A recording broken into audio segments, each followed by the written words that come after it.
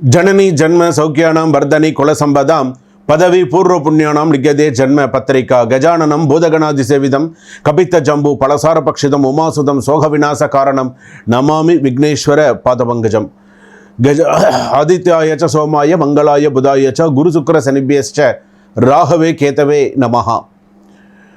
உலகெங்கும் வாழக்கூடிய next gen நேயர்கள் அனைவருக்கும் வணக்கம். நான் உங்கள் டாக்டர் வி ராஜ்குமார் சிவாச்சாரியார் பேசுகிறேன். அனைவருக்கும் ஆங்கில புத்தாண்டு நல் வாழ்த்துக்கள். எல்லாரும் அமோகமாக இருக்கணும், நீண்ட ஆயுளோடு நோய் நொடியின்றி அமோகமாக எல்லாரும் இருக்கணுங்கிற என்னுடைய பரிபூரண ஆசீர்வாதத்தோடு 2026ஆம் ஆண்டு 12 ராசிகளுக்கு எப்படி இருக்குது அப்படிங்கிறத நம்ம பார்க்க போகிறோம். இன்றைய காலகட்டத்தில் நம்ம ஒவ்வொருத்தரும் ஒவ்வொரு சூழ்நிலையில் ஒவ்வொரு விஷயத்தை நம்ம அனுபவிச்சுட்டு இருக்கோம். நல்லதும் சரி, கெட்டதும் சரி, இன்பமும் துன்பமும் கஷ்டமும் நஷ்டமும் மாறி மாறி நம்மளுடைய வாழ்க்கையில் இருந்துருக்கு. இதுதான் நிரந்தரம்னு இல்லாமல் இருந்துருக்கு. அப்போது ஓரளவுக்கு நம்ம பிறந்த ஜாதகம், நம்மளுடைய கர்மா, நம்மளுடைய வாழ்க்கை தரம் இதுக்கப்புறம் எப்படி இருக்கும்? இப்போது சில பேர் நம்ம இவ்வளோ நாள் நம்ம கஷ்டப்பட்டுட்டே இருந்துட்டோம், இதுக்கப்புறம் நமக்கு எப்படி இருக்கும், இதுக்கப்புறம் நம்ம வாழ்க்கை நன்னா இருக்குமா, இதுக்கப்புறம் நம்மளுடைய வாழ்க்கை கொஞ்சமாவது சரியாக இருக்குமா அப்படின்னு யோசிப்பாங்க. சில பேர் இன்றைக்கும் பெண்களாக இருக்கட்டும் ஆண்களாக இருக்கட்டும் தனிமையில் இருந்து நிறைய பேர் கஷ்டப்படுறாங்க. வேலை காரணமாக ஒவ்வொருத்தரும் பெருமையாக நம்ம சொல்லிக்கலாம், பெங்களூரில் இருக்காங்க, ஐடியில் வேலை பார்க்குறாங்க, இங்கே ஆனால் அந்த ஆண்களும் பெண்களும் அந்த திருமண வயதை கடந்து கூட தனிமையில் எவ்வளோ பேர் வருத்தப்பட்டு இன்றைக்கி ஏதோ வேலை பார்த்துட்டு இருக்கேன். அப்போ இவங்களுடைய ஜாதகம்லாம் எப்படி இருக்கும்? ஏதாவது அடுத்தடுத்து நமக்கு ஏதாவது ஒரு முன்னேற்றம் இருக்கா? வாழ்க்கை, தொழில் எப்படி இருக்கும்? திருமண வாழ்க்கை எப்படி இருக்கும்? 2ஆம் திருமண வாழ்க்கை எப்படி இருக்கும்? நம்ம இதுக்கப்புறமாவது நமக்கு ஓரளவுக்கு தெய்வம் நமக்கு அனுகிரகம் கொடுக்குமா? வாழ்க்கையில் நம்ம பாவம் பண்ணி தான் பிறந்துட்டோமா, இல்லை நமக்கு எப்படி தான் நமக்கு அடுத்தது இருக்கும் அப்படிங்கிறத இந்த 2026ஆம் ஆண்டு துல்லியமாக நாம் தெரிந்து கொள்ள போகிறோம். மிக மிக துல்லியமாக இது தாங்க நடக்கும். நீங்கள் வேணால் பாருங்களேன், இப்போ நான் என்ன சொல்கிறேன்னோ அது கண்டிப்பாக நடக்கும். நீங்களே நிறைய உங்களுடைய விஷயத்தில் நீங்கள் நிறையா பேர் எனக்கே ஃபோன் பண்ணி நிறையா சொல்லியிருக்கீங்க. சுவாமி, அதாவது எனக்கு வர முதல் மெசேஜே என்ன தெரியுமா சொல்கிறீங்க? சுவாமி வணக்கம், ஃபஸ்ட்டு அடுத்ததாக என்ன நீங்கள் சொல்கிறேன்னு, நான் இந்த நெக்ஸ்ட் ஜெனில் நான் உங்களோட வீடியோ பார்த்தேன், அப்படியே என் வாழ்க்கையில் சொல்கிற மாதிரி இருந்தது அப்படின்னு சொல்லுவீங்க. எனக்கு அது ரொம்ப சந்தோஷத்தை கொடுக்கும். ஆனால் இதில் என்னென்ன, அடுத்து உங்களுக்கு ஒரு தீர்வு கொடுக்கணும் அப்படின்னு நினைக்கிறேன். இதுக்கு இதை பண்ணுங்கள், வாழ்க்கையில் நல்லா இருப்பீங்க, இதுக்கு இதை செய்யுங்க, வாழ்க்கையில் மேலே மேலே சிறப்பாக இருப்பீங்க அப்படின்னு சொல்லணும் இல்லையா? அதுதானே அதில் முக்கியம். ஸோ வீடியோவை தொடர்ந்து பாருங்கள். உங்களுக்கு அடுத்தடுத்து உங்களுக்கு என்னென்ன விஷயங்கள்லாம் வரும், வீடியோ தொடர்ந்து பார்த்தீங்கன்னா ஸ்கிப் பண்ணாமல் நீங்கள் பாருங்கள்.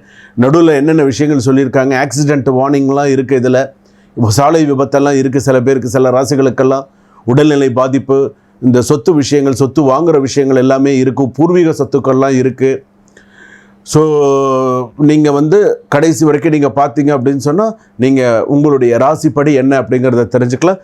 வாங்க வீடியோக்குள்ளே போகலாம். சிம்ம ராசி நேயர்களே, சிம்ம ராசிக்கு ஆங்கில புத்தாண்டு 2026 எப்படி இருக்குது? பொதுவாகவே 2025 சிம்ம ராசி பொறுத்தளவுக்கு நான் இன்றைக்கும் நான் சொல்லக்கூடிய ஒரு சில விஷயங்கள் என்னென்ன, குடும்ப கர்மாபலன்னு ஒன்று இருக்குது. 2வது சிம்ம ராசி பொறுத்தளவுக்கு இப்படித்தான் இல்லாமல் பல விஷயத்தில் நிறைய விஷயங்களில் பாதிப்பு. இன்றைக்குமே சிம்மராசிக்காரங்க தலையெடுக்க முடியாத அளவுக்கு தான் சில பிரச்சனைகளை சந்திச்சுட்டு இருக்காங்க.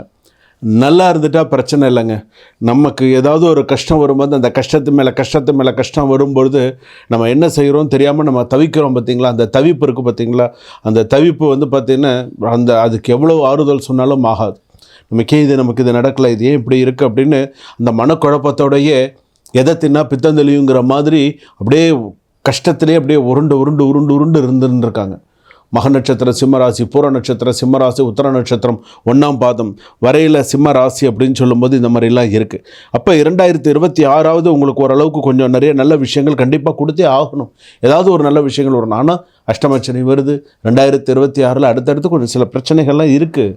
இன்னும் ஒரு 2 வருஷத்துக்கு போராடி தான் ஆகணும். அப்போ தான் அடுத்தடுத்தையாவது கொஞ்சமாவது நமக்கு ஏதாவது ஒரு சில நல்ல விஷயங்கள் வரும். அதனால தான் தெய்வ வழிபாடு நிறையா பண்ணுங்கள், தெய்வ சிந்தனைகளில் நிறையா விஷயத்தை பண்ணுங்கள், எல்லாத்தையும் தெய்வத்துக்கிட்ட ஒப்படைங்க.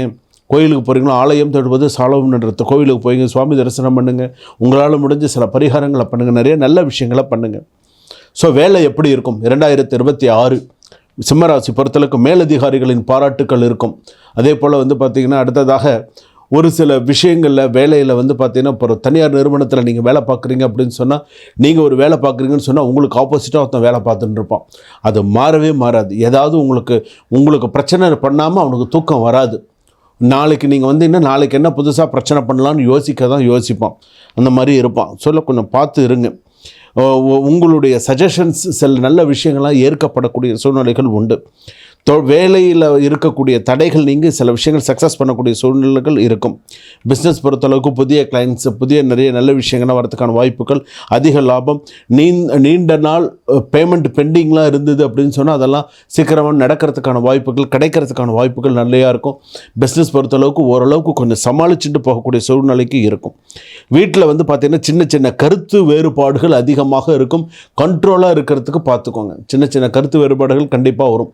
கணவன் மனைவிக்குள்ள சின்ன சின்ன கருத்து வேறுபாடுகள், பிரச்சனைகள், சில விஷயங்கள்லாம் வந்து மறையும். கவனமாக இருங்க. காதலில் வந்து பார்த்திங்கன்னா போல்டு மூவ் இருந்தால் தான் முடியும், இல்லைன்னா முடியாது. பார்ட்னர் ஹாப்பினஸ்லாம் வந்து லவ்வில் வந்து இருக்கும். சின்ன சின்ன கோபத்தெல்லாம் அவாய்ட் பண்ணிக்கிறது நல்லது.